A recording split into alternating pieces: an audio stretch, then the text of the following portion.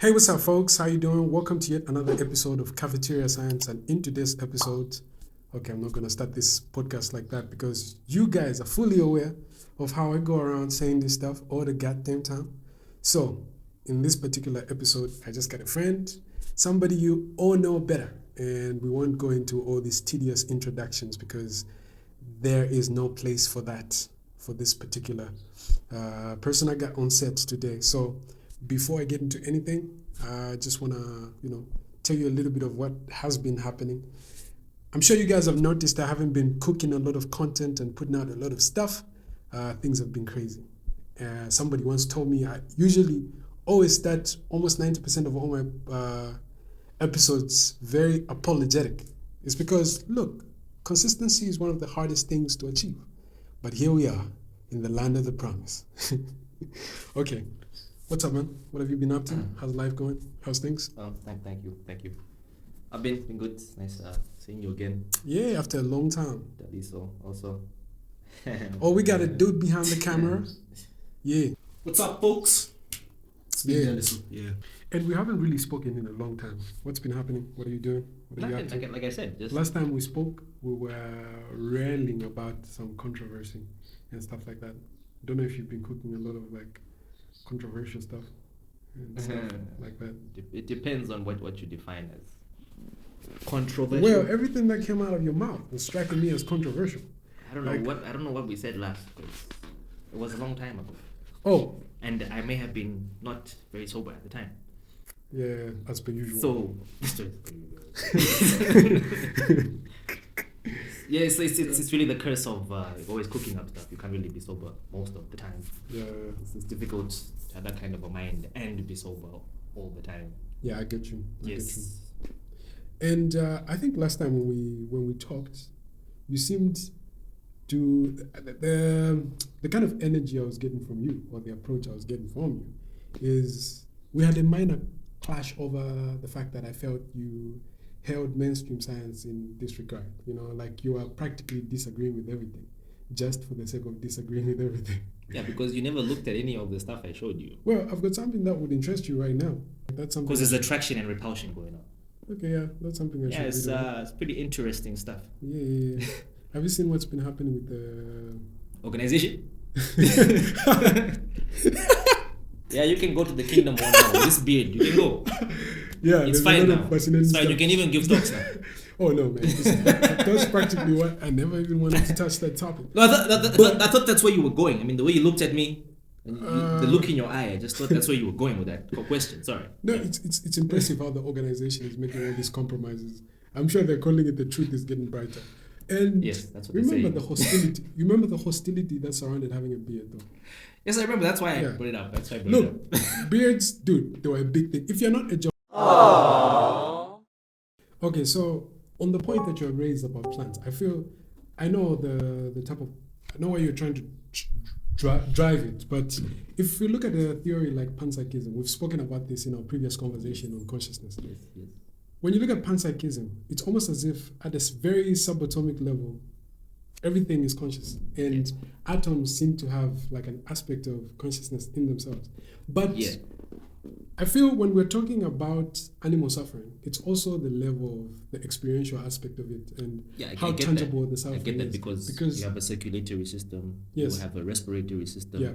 you have sort of all sorts of things making you up, enzymes, Yes. right? Atoms, cells, Yeah. bacterias. it almost feels intuitively right that So your experience is like much more vast yes, it compared almost to an atom. exactly. It Yeah. almost feels intuitively right that stepping on a bug, An ant yes, compared would to be- stepping on a kitten. Oh, okay. stepping on an ant and stepping on A tree on a piece of or a seed. or a seed. Yeah. There's obviously something, you feel like you've killed something when you step on an ant. Intuitively, it feels like you've just put an end to something that had some sort of like prior life before you stepped on it, as opposed to just like pulling a branch off a tree. Yeah, but you see, it just feels that way. We don't know Yes. how much the tree is actually. It feels that not only, I experiencing. feel I can make an argument that not only does it feel that way, but there's a certain experiential richness to being an ant as opposed to being a branch or a leaf or a piece of vegetable. Yeah. So the argument I wanted to raise was how about in a case where if we establish the fact that a dog is able to feel pain when you stab it or when you put its leg in fire or something like that, there's a certain reaction that it will give you. Isn't that reaction enough to compel you not to induce such level of pain? All right. So just to be clear on where we're discussing, right? Yes. You said the quote was from who? Again? Jeremy Bentham. Right. So when it comes to quotes, especially now, after so much time, yes, even quotes like from Einstein and Tesla and stuff like that, they're just quotes. no, let me, they're just quotes. Yes. So quotes minus evidence and proper evidence-based factual data to back them up. They're just quotes. So appeals to authority don't really appeal to me as much anymore. Because because what you just said, right? What you just said. Yes. If an animal can experience suffering, then we would also argue to say, well, if it can experience suffering, it can experience pleasure too, right? Exactly, which brings us back to our quote. But Right. one thing I want to disagree with is, So if you can cause an animal pain, you can also do the opposite, right? yes, you can not cause the pain. Or You can cause pleasure, yes. Yes, exactly. Right. But before we get to the meat of that question, what I want to disagree with is that quote from Jeremy Bentham. I brought it up not as a case to appeal to authority, but just something on which we can start the ethical vegan. The ethicalness. Is that Where the we, word? where we can fly the conversation, where we can take off the Well, conversation. when you mention flying, I mean that already kind of like pulls into the conversation, because vegans, as much as they are all on that whole moral ground, they drive to protests in their gas-powered cars, and those that are in the European nations don't actually grow their own avocados. They fly them on planes from Africa. So what is the moral argument exactly when they're using things to support their veganism that are clearly anti-vegan? In what sense is that? Like, how do you fly avocados in, man? Look at what you're using, all that gas. and then what's up with the gas? Where gas comes from? The ground, where you're destroying the earth, and vegans are against that. Okay, let's not get. No, but you get my point. That's why I keep saying vegans are just they're inconsistent. No, let's not get stuck in the weeds. We have a very. I'm just talking about their morality. It's a little I think the moral It's a inconsistency. little adjacent. I I think don't know the if you can moral call it that. inconsistency is on us meat eaters. So now, Why here's is that? the thing. What is Here's that? the thing. Yeah. Let's get to that bestiality quote. So if by Peter, is it Peter? Alex. So Alex. if we can really establish the fact that an animal can feel pain, why is it wrong to induce to be able to give it pleasure? You know what I mean? So say for example, That's what I was also like wondering. Yeah, that's what I like to know. and the quote is not necessarily meant to glorify bestiality. It's meant to show a double standard. It's a moral argument, yeah. Yes, There's so a double standard there. Here's a double standard. When you tell people about bestiality, it puts them off. Like there's no way you can start getting physical and intimate with animals. Yeah. Are they consenting? What are you doing? It's almost as if it strikes them as a sort of abuse. Yeah. But there is neither consent when you're eating a chicken. Did the chicken or the cow or the pig consent to being eaten? It did not consent to being eaten equally the same way it did not consent to So you've already crossed that line. It's equally the same way it did not consent to for you to have sex with it. You know what I mean? You've already crossed the line. You've already crossed the line. Yeah. So, in a sense, if you find bestiality repugnant, then you should find the process of eating the animal equally repugnant. You had mentioned something about the fact that you had a very weird example that you wanted to bring to the fore. I think this is a perfect time for you Break the fall. to really The address biggest argument when it comes to this topic that I found anyway was the issue of consent. Yes. That was the biggest issue. It's It was almost- like, well, we don't know when an animal is consenting because they can't really speak in our dialect, right? Yes. But it doesn't mean that there's no way that they don't speak to us. They Yes. speak to us using other means, but it's still more or less a form of communication, like how you know when your pet is hungry or an animal at the zoo is hungry, you know, when it's in heat. Yeah.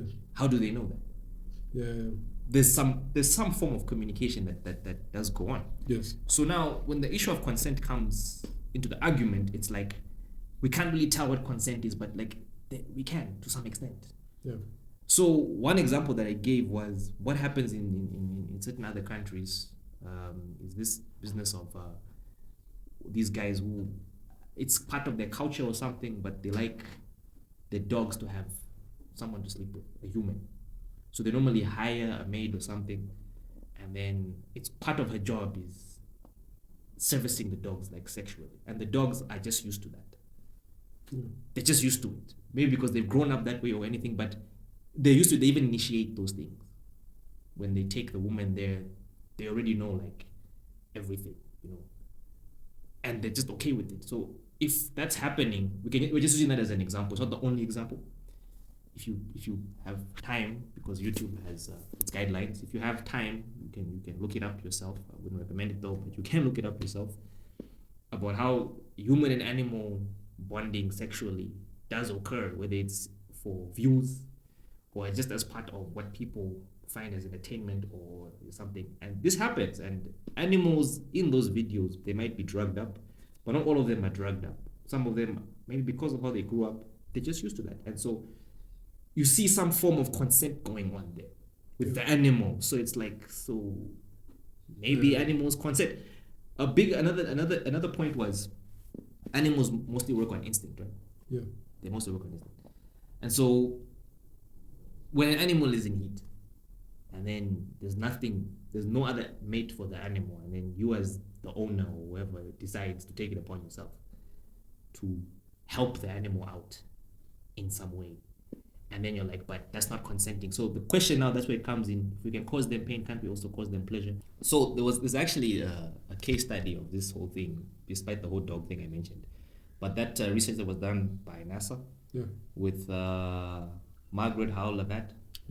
Yes. I'm aware of that research. Yes, it was even an episode of Rick and Morty where there was the one about the cookies, the Chinese cookies, the fortune cookies. Yes, that episode with fortune cookies, where they mentioned it. So she was doing research on dolphins to see if dolphins had some kind of sentience like a humans, like if they could actually understand, if they could even talk English, if they could speak English. She was just trying to that was the research that she was doing. But in the process, the dolphin she was working with was a male. So the male would always basically get, aroused at some point or another. So it would interfere with the research she was doing. So it would always basically get, aroused at some point or another. So it would interfere with the research she was doing. She took it upon herself. So instead of him constantly being taken, there was a machine they would use. She started servicing him herself so she could do her research. And then in the process... Jerking off the dog. Yes. And then in the process, she actually formed a bond with the dog. Which is basically like paraphilia and anthropomorphism, where she started projecting human desires onto an animal or onto an object. Yes. But the point is, that actually happened. And the dolphin didn't really seem to... And dolphins are supposedly some of the smartest animals. The dolphin wasn't really against it. So the whole argument now comes in to say you have these examples. These are just some. These aren't the only examples. Yeah. So there is some form of consent going exactly. Yeah. And listen, let me just get the conversation back into perspective. Yeah. We are not necessarily arguing the nuances of animal consent so that we can fully justify bestiality. We're trying to establish the fact that these things are sentient. In fact, to actually say things is like a bad way to refer to this. Animals are actually sentient, and they're able to experience different levels of suffering as well as different levels of pleasure. And what we're trying to do is get to a point where we can have a conversation about limiting unnecessary suffering upon animals. There's no way we're going to have an all-out scale of animal flourishing to a point where we cannot inflict any level of suffering on animals. But what we're trying to do is just reach a level that's reducing the amount of suffering that these particular animals go through. And vegans have come up with a way that ensures that animals are protected and we shouldn't necessarily use them for the pleasure of eating them. Most of the arguments that people raise about eating meat is primarily arguments that are pleasure driven. Why are you eating meat? Why are you indulging in this type of thing? And why is that your diet? A lot of people, you find it's a really pleasure test driven lifestyle.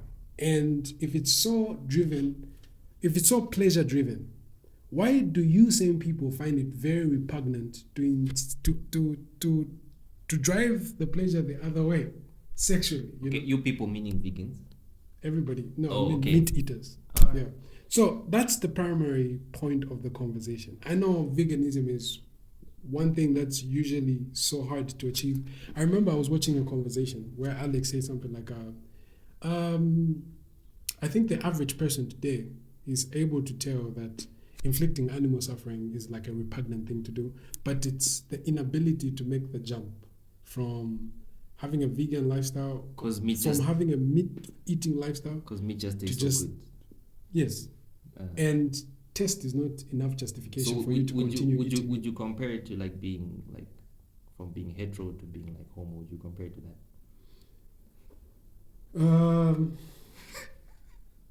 To some degree, but I don't think it's really.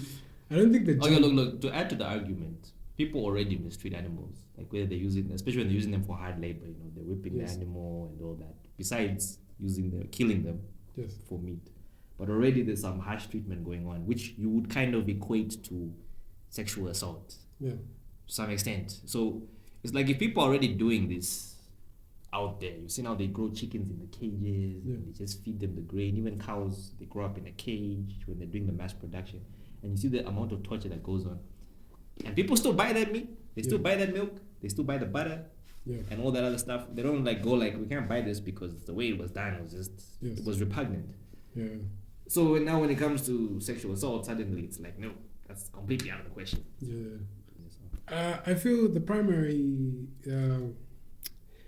argument that drives a lot of these conversations are built off of utilitarianism. That's why you find a lot of people that popularize the vegan perspective, people like Peter Singer and Jeremy Bentham and others, is to get to an area where we can just be in a position where we've reduced the net suffering.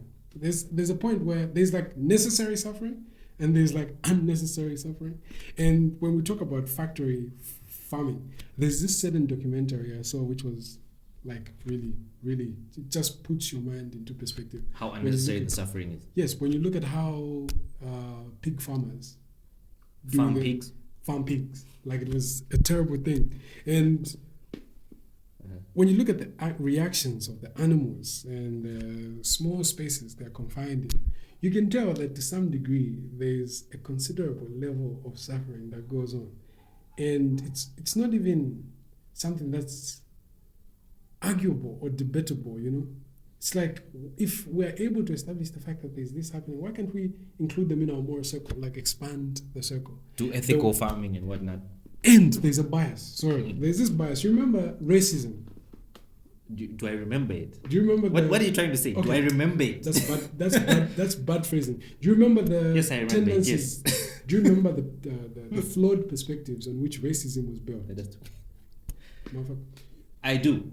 Where certain races were considered less human. Aha. Yes. And that brings us to something I would also like to mention, which is speciesism. I don't know how to pronounce it, but it's speciesism. It's basically like you treat a certain particular species in a prejudicial manner because they don't like you.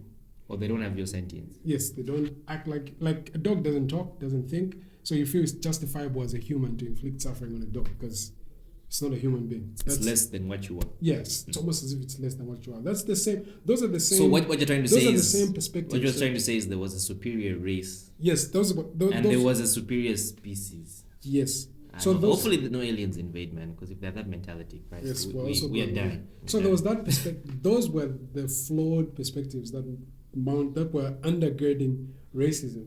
So you see the evils of racism, how we've like really fought and pushed back racism back into the dungeons. I feel that's the same way we can push back on speciesism. I don't know what you think about that. Well, I mean, animal rights exist. That's why even here in Lusaka, we have the whole laws. You know, Yes. laws, Yeah. the animal rights, welfare. Yeah, that's it's there. But the animal rights are not rights enough for us to stop eating chicken. No, yes, I mean, there's food. Dude, Then there's even this nonsensical thing There's about food. Then there's the about whole a thing happy about cow. pleasure. Dude, there's this I know, thing but about happy cow. Like it died happy. Like, yes, you know. it died happy. The extremes that we go through to justify eating this stuff. And somebody said it's like a okay. lifetime. It's for the cow. It's like a lifetime of suffering and 10 minutes of a meal for us. Like, Yeah. why can't you see the moral repugnancy? Okay, in yes. that? Okay, on that note, right? Yes. For all we know, plants might be farming us, right? Because they give us food and nourishment, and then when we die, They feed circle of life. No, that could be a viable. But my point is, then we do the same thing, and then suddenly it's wrong. Yes. I don't know how to come back from that, but There's no way to come back. no, I think You're just doing it from a different angle to say. I think I know how to come back with that. Two wrongs don't make it right. Two wrongs don't make it No, right. it's more like on the right, there's nothing left, and on the left, there's nothing right. Look, the plants. If the plants are farming us, they're definitely doing something morally repugnant. And if we are the They are one, farming us. and if we're harvesting animals and eating, we're equally doing something morally. It's just the repugnant. circle of life. It's just the natural order of things. And if you boil it into the circle of life, imagine. Let's switch the tables here and make this a little bit more spicy. Imagine if you are in the position of a sentient, supernatural, transcendent, omnipresent, Like you exist being. out of time, like that. like an omnipresent being. Above the fourth dimension, like, Okay, like let's. that. Okay, for ease of language, you're God. What food? What's your food? Can't you come up with a better food chain?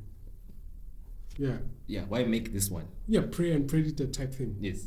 Do you think it's like a necessity? And we're talking about the Christian God, right? So we're talking about the Christian God, right?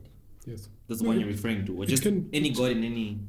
It can be a god generally. But Okay, no, but my point was in almost make it a Christian god for the. yeah, sake in of almost the any audience. version of God, almost in any version of God, he always demanded sacrifice, Yes, and our animals. and a lot of them were animals. So Yeah. already meaning his own creation was already part of what was supposed to be a sacrifice and all that. So Yeah, yeah, so there was already It's the almost- consent to it's almost eating as if animals. It's almost as if Boo Smoke used to take him off the right way. Yes. So Yeah. already there was some consent, like animals are meant for this. I made animals for this, right? Yes. Yeah. From the time of Abel, Cain and Abel, it was like Yes. animals are meant for sacrificing. Yeah. Yeah. Now the question I was asking you is, if you're in a position where you're the intelligent. My point is, he already made it like that. No, I'm not talking about the status quo. I'm talking Yeah. about if you were. If in a I position, was in that position, If you're in a position, wouldn't you make a better food chain? Because it's almost as if your argument was like, oh, look, at the end of the day, despite all the arguments we raise about animal suffering, we are chained to this food chain that we cannot break out we're of. chained to the chain. We're chained to the food chain that we cannot really break out of. Now, I'm telling you, if you're in a position to design that food chain, wouldn't you honestly design a better food chain? And the minute you consent to the fact that you can design a better food chain, it's almost as if you're saying the current one is flawed and you could do better. Or you're saying you like this one and you want it to be like this and it should just be like this, even though there can be a better one. If there can be a better one, it means this one is a flawed one. So that's the justification I want to hear. Like, wouldn't you make a better one? Or wouldn't you do it? I'm not in that position. So, I mean, I don't know. Dude, it's a hypothetical, nigga. I mean, hypothetically, if I was in that position Yes. as myself, right? No, yeah. I would do all kinds of other stuff. Dude, you know what I'm you're the banger of all bangs. saying? Yes. How would you bang it? Oh, you're not going to get flagged for this video. How would I do it? Yes. I don't know. I would be more concerned with my own existence, to be honest, since you're asking if it's me, because you're at this level where you see everything. Yes. And so even like a sense of individuality disappears. It's like you are everything and nothing at the same time. Yes. Dude, okay, look at it like this way. So that has to exist, because without that, there is no individuality. Yes. There is no kind of like difference. There's no contrast to say sentient, not sentient. There would be nothing. Okay, yeah. It's like you're trying to make everything God now. Like everything must just become this everything and nothing at the same time. Okay. It's only because of that exists that there can even be a difference. Okay, here That's how I see it. You know what I for mean? me personally, considering the fact that a lot of people like to say God is able, there's nothing that God is not able. In fact, there's this quote from like a cliche gospel song. What God cannot do does not exist. How does it go? Okay, no, I get what you're saying, but it goes back to that argument of the all powerfulness and the all knowingness. Where No. can God create a stone so heavy he can't lift it? Yeah, but I don't want to get to that level. But it's the same thing. Yes. So now, look, God is able to do almost everything. Why create? Everything, not almost. It's Why everything. create this bloody evolutionary circle of survival when you could simply create? We could be eating. No, that's we could be eating and feeding on inanimate things. No, Christians would have. Raw materials. Christians will come in and be like, because of sin. You know that's what they're going to say. Initially, Adam and Eve were supposed to be vegan. You know that's what they're going to say. Yes. No, but initially was Adam and Eve supposed to be vegan? Yes. So meaning. Where is that argument? That's like a new perspective, man. That's the argument. It's been there, even in your previous background. That was the argument. That were initially supposed to be just vegan. be pure vegans. Yes. You didn't know that. Okay, no, I kind of had an idea, but I didn't know that the argument, the primary argument they raise is that the system is flawed, so we have to. Because for all we know, it was like this. Why couldn't God just say, "Look"? No, it was like this. From the sweat of your hand. Look, Adam and Eve going were, to eat. Adam and Eve were so in the you garden. build, you plant and farm. Adam and Eve were in the garden, right? Yes. Then it was like, do not eat from that tree. Yes. But then there was like the snake came and they were like, we're vegans, so we can't eat the snake. So we have no choice. We just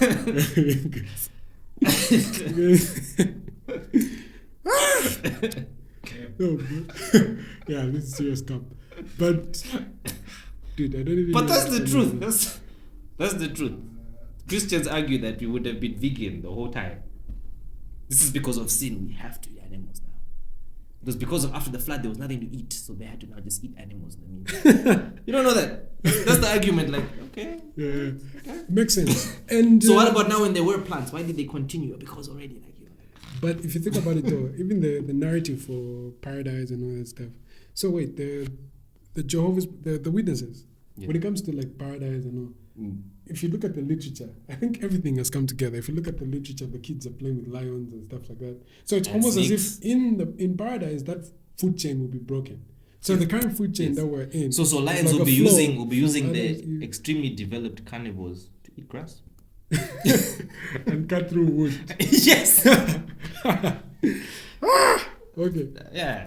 There's so much you have to push back to accept that. Basically, lions will be woodpeckers. There's so much you have to push back to accept that whole picture. Yes. Yeah. You have to be like ignore so much just to be like, yeah, that makes sense. No, but then there's the other version of Christians who talk about drinking milk and honey in heaven. Those are not vegans.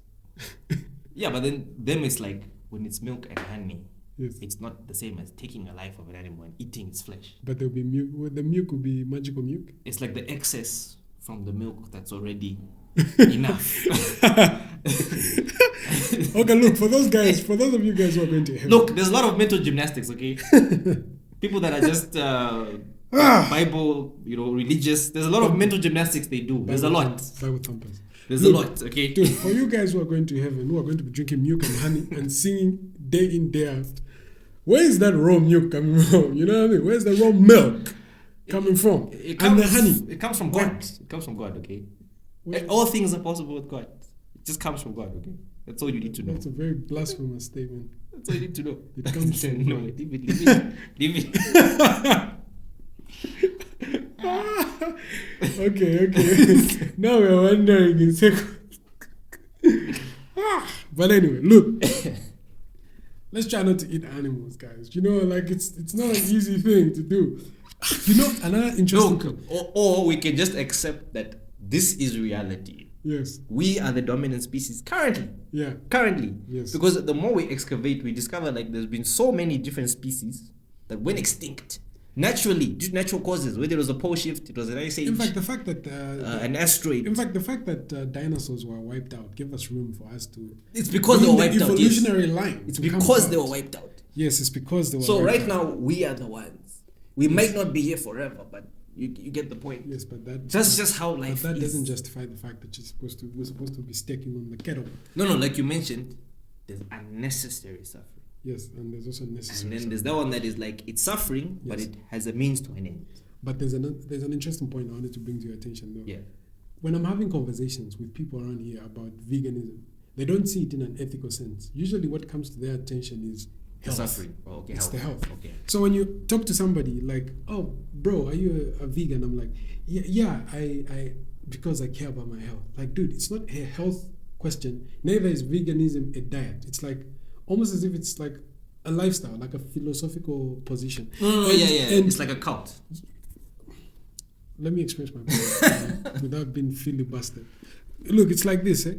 When you ask somebody if they're vegetarian or they're vegan, most of the times the reasons they give you are bordering on the line. It's all of health related. Health related. They don't see the ethical obligation not to inflict suffering on the chicken. They don't see it like that, man. They don't. That's not even in their intuition. Yeah. And the primary reason why we're driving this conversation is to help you see that these animals have a certain level of sentience that might not be as sophisticated as our personal, subjective, conscious experiences, but they're able to be in a space where they can experience suffering. And if you're able to notice that fact, why should you be at the forefront of pushing this unnecessary suffering when we could boycott the situation and limit animal suffering? That's the whole point. That's the point why we want everybody else to try. I'm all for the idea of limiting the suffering. Yes.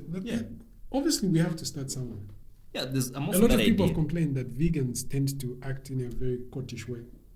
And it's because this is what you've been doing for a long time. It's celebrated in your culture. It's socially accepted. It's the air you breathe, man. And then somebody comes and tells you, this is a moral evil. You're not supposed to be doing this. I think it takes a lot of time. It's almost as if those days when people are living in a racist society, some were born into the racism. They thought it's actually a norm to have slaves. The same way you have a parked car outside. You know, these are like our people. They're your property. You know what I mean? Yeah. So I feel there's a lot of intuition shifting that has to happen, and it won't come easy. True, it won't come easy, but this goes way back, even like the time of migration, where you need to move because the water ran out or the food ran out. So you have to move to you have to follow the migration rituals of even the animals, because that's like your main source of sustenance, because our ancestors weren't eating grass and stuff like that. Yeah. So they would have to follow the animals where they were migrating to, following the water. Yeah. And then it was in their culture to eat the antelope, whatever it was, the lechwe, the zebras, because that was the main source of protein and all that. So now today, with advanced technology and all that, where people are even printing meat, growing it in labs. So there's some limit of suffering, but it's not as cost effective as just having open range farms. Instead of putting them in cages, make them open range. Limit how much meat a person eats a day. In those and that kind of thing, you know. I know some of you who are already deeply invested in the vegan conversation should be aware of Ed Winters, or most famously known as Ethlin Ed. He had a conversation, and somebody raised this point. He does these conversations where he goes, puts a tiny little table and starts talking to students or people of different sorts. It's almost as if it's the version of street epistemology that he does. So in one of these conversations, somebody brought out a point like, what if we have lab grown meat? Yeah. If we could just have steak from a lab, does that border into the ethical obligations that you're talking about if you're not necessarily inflicting animal suffering? Yeah, exactly. Yeah. But then now the question now would become is, how much of an conscious experience is that meat having as it's being grown? There's no conscious, man. It's just a piece of meat. It's just flesh. It's just flesh. Lab. There's no brain involved. There's no soul. People that believe in the soul, there's no soul involved. That takes us back to panpsychism, but that's not the point I wanted to talk about. But that's what I'm talking about. That would where the argument would shift. Yes, there would always be something, but at least clearly there isn't a sentient being that. What about people that like eating had some brains? sort of like prior life? Okay, that's another thing. But you see, I don't want to talk about. We're not talking about it. I'm just saying, think about it. Okay, so I had another interesting point which has just flown off my head. Lab-grown meat. Panpsychism. No, not that. The table, the reach, and whatever. That's what you talked about before you got to the point. Fuck, that point is gone. Ethical suffering. Limiting suffering. What's the quote? No, it was coming when you were talking about that shit about lab-grown meats. Yes. Then I talked about The Ed printing, Winters. yes, Ed Winters. Fuck. That was a very good point. Mm. Okay, but anyway, it is what it is. So, I think we should get into a space where we're able to have these hard conversations with a lot of nuance. But before we close, there's something else. There's like one aspect I would like to talk about. So you brought out that point where you're saying, looking at our evolutionary history, we've come from a place where it was almost humane and a necessity for survival to eat, to feed on antelope. Unnecessary evil. Because that was like the primary source of all protein. Yeah. And that argument can be shifted slightly to a point where, if you look at the European countries and these other countries on the other side of the world, they're in a position where they're so socially developed and economically developed that some of these lifestyles are viable. But when you come to economies like ours and stuff like that, some people raise the argument that a vegan lifestyle is practically not tenable. You know what I mean? Difficult. And it's really expensive. Yeah. So, like, those are some of the nuances. But in as much as we can establish the fact that maybe it might not meet the certain level of practicality here where we live, but it's not a bad place to simply notice that there's some sort of moral obligation that you're overlooking here. And you can start small. I think the best way to start would be how people are doing it in the more developed countries. You look at animal rights in your country. Yeah. What policies does the government have and all that? And you start from there and you start trying to change all that. Yeah. That's the only way you can actually introduce proper veganism. And then you would have to now introduce factories, farming projects that will actually support a more vegan lifestyle. Yes. And another place... It's a process. Yeah. And another place you can also... in Zambia, how many are we? Almost more than 40 million, right? Yeah, I think so. Yeah. And another place where you can start is... A lot of Zambians are pet lovers.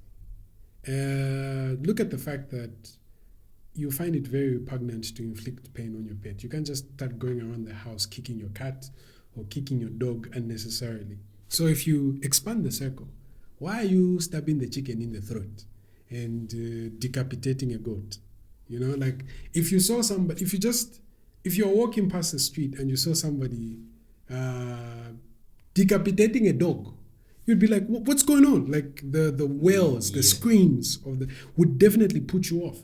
But why don't your intuitions align when people are beheading a cow, a goat for like a feast? You know? So just try to expand your circle. The certain moral attachments that you have for your pets and all this stuff. Just expand the circle to include pigs, chickens, cows, goats, and all those that fill up your dinner table on Christmas night. So what about cockroaches? Yeah, mosquitoes. I mean, we can start somewhere. Flies. There's a lot of like complications to this conversation. Yes, there is. Yes. But we can start.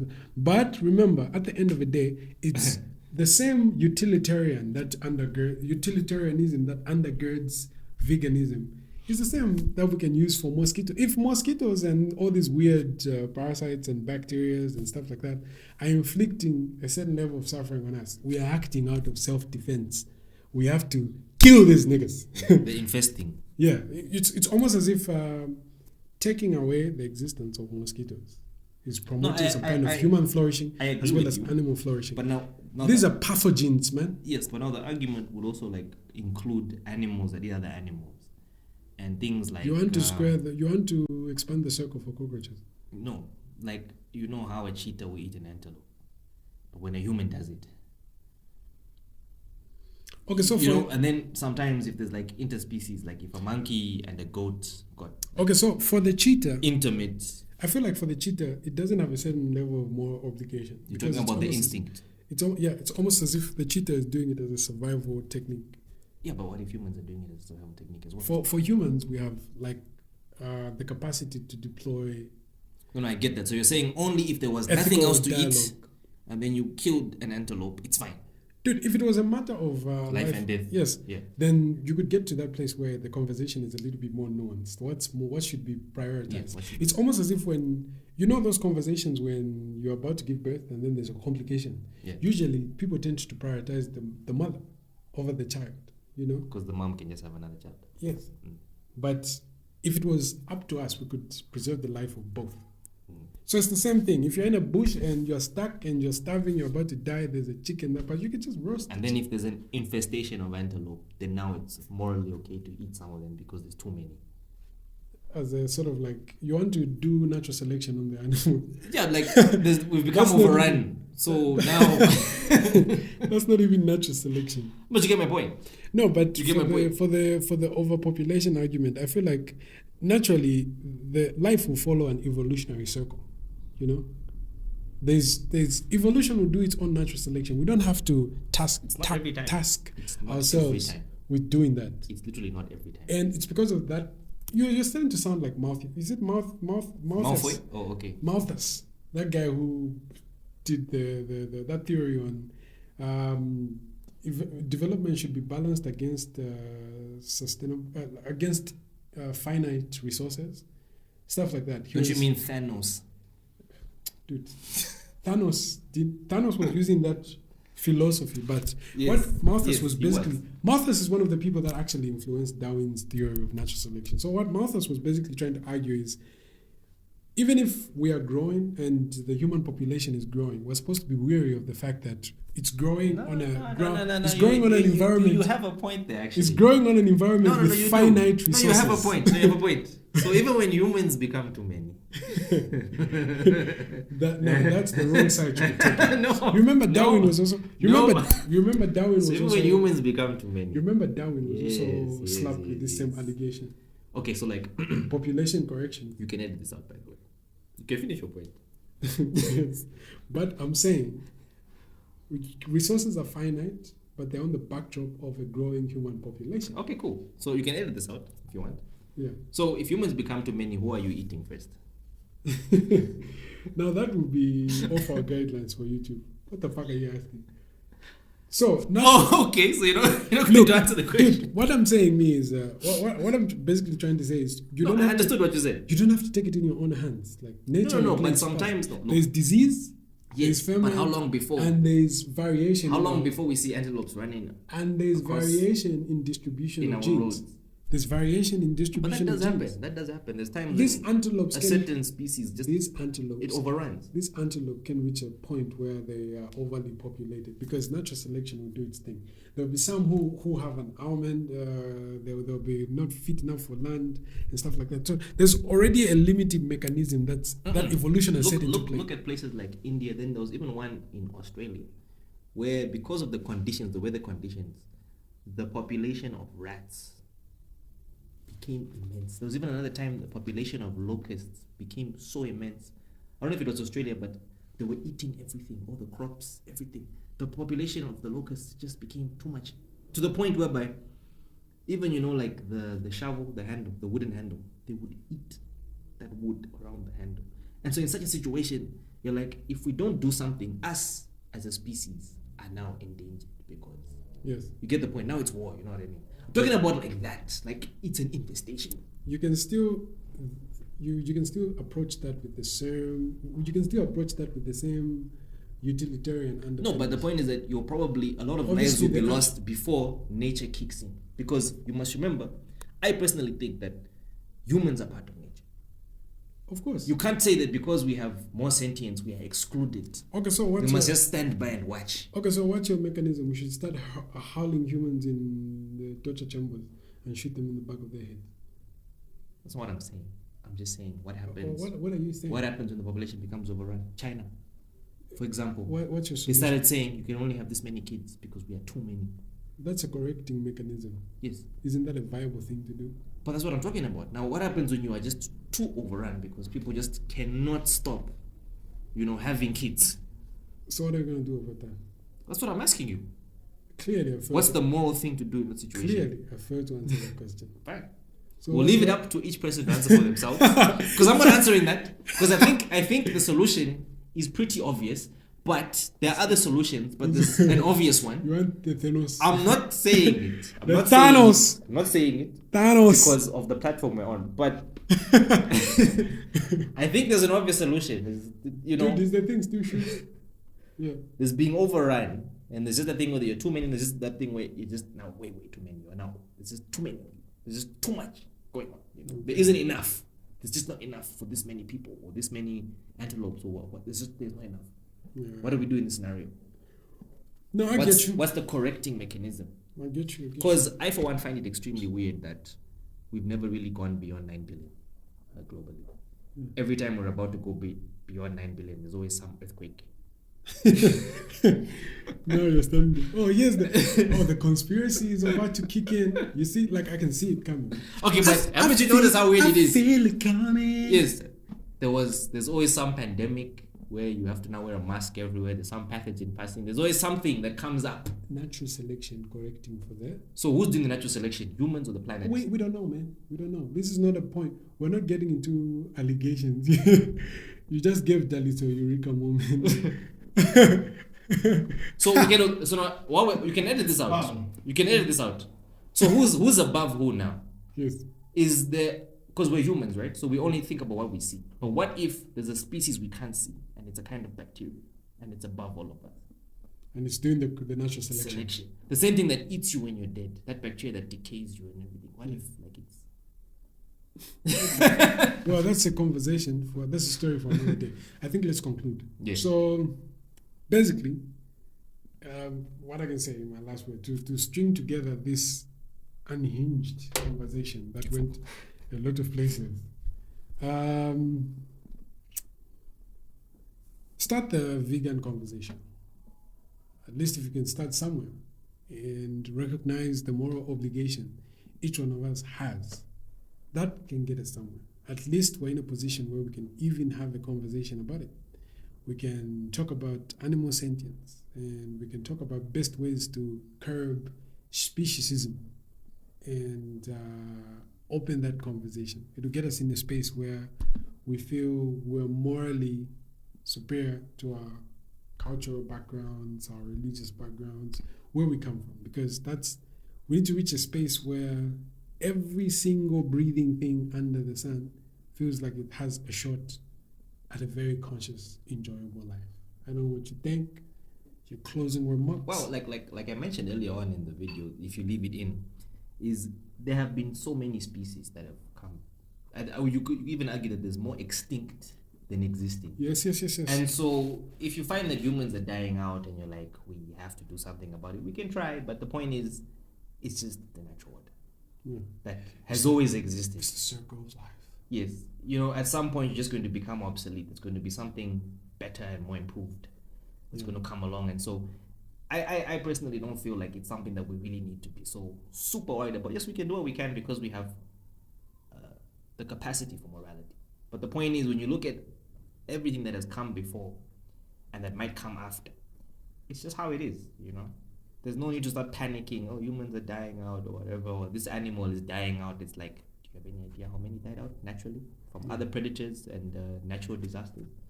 And that's just how I see it.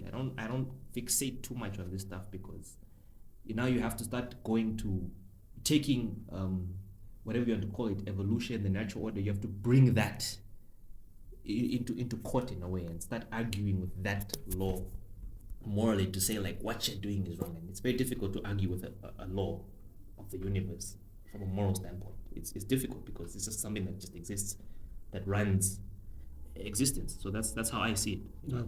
Yeah. All right, folks. Until we meet again, we'll bring you another version of this conversation. So long, motherfucker.